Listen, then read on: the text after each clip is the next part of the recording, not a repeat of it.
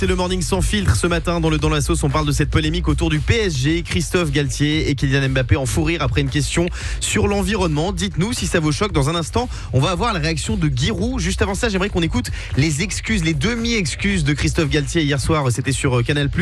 Il a tenu à revenir sur cette polémique et vous allez voir, il a dit qu'il regrettait un peu ses propos, mais franchement, on sent qu'on l'a un peu forcé à dire ça. C'était une blague de mauvais goût sur un sujet très sensible.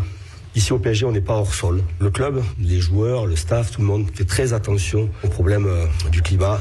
En aucun cas, on fait n'importe quoi. J'ai pas à présenter des excuses, c'était une blague de mauvais goût. Mais croyez-moi, au club, nous sommes tous concernés par ces problèmes de climat. Bon, bah, ça va, il l'a fait, mais à culpa.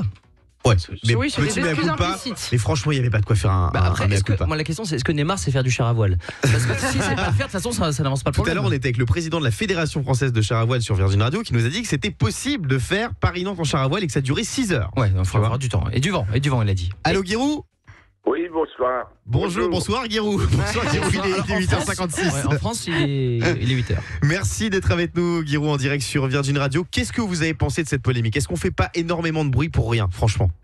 Alors écoutez, moi j'ai fait 1000 déplacements de championnat de France et d'épreuves diverses durant ma carrière. Et donc nous avons étudié bien sûr tous les moyens possibles et nous avons pris de temps en temps le train notamment pour des matchs de l'après-midi. Ouais. Pour ce qui concerne ce match-là, je fais une étude très précise. Ah oui. Le dernier train partant de Nantes pour Paris, samedi, c'était à 20h05. Le match commençait à 21h. Ah bah. Alors, ils auraient eu du mal. Deuxièmement, le train suivant, c'était à 5h du matin. Ouais. Donc, entre 8h05 et 5h du matin, évidemment, la SNCF, comme elle le prétend, pourrait créer un TGV. Je voudrais quand même rappeler aux écologistes que les trains, les TGV, ça marche à l'électricité. Et à mon avis, ça en consomme beaucoup.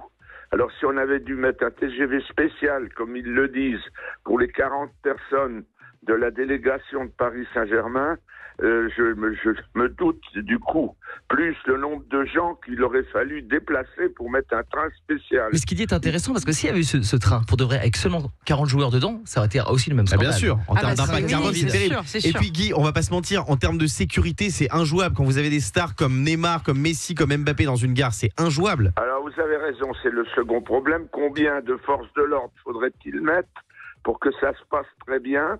Combien ça ferait de blessés avec les supporters les plus chauds? Enfin, c'est complètement impossible.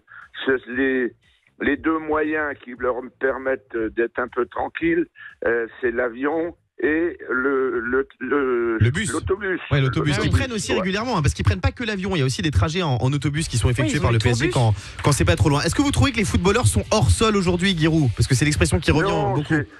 c'est comme les gens célèbres, il faut les protéger. On protège les hommes politiques importants. Un jour, j'ai été dans la Sarthe en même temps que M. Fillon. Il avait deux compartiments. Il était Premier ministre. Il avait 2 compartiments réservés, protégés par la police. J'ai trouvé ça absolument normal. Eh ben oui, c'est normal. Fabien? Alors juste quand même pour positiver, je vois que pour info, donc le PSG a un bilan carbone négatif à partir des quarts de finale de Ligue des Champions. C'est quand même positif, faut aussi le signaler, je pense. Le On va PSG y qui a quand même arriver. gagné hier soir face à la Juventus Bien 1-2. sûr, bravo Merci Paris. Giroud d'avoir été avec nous ce matin sur Virgin Radio. Le Morning sans filtre sur Virgin Radio.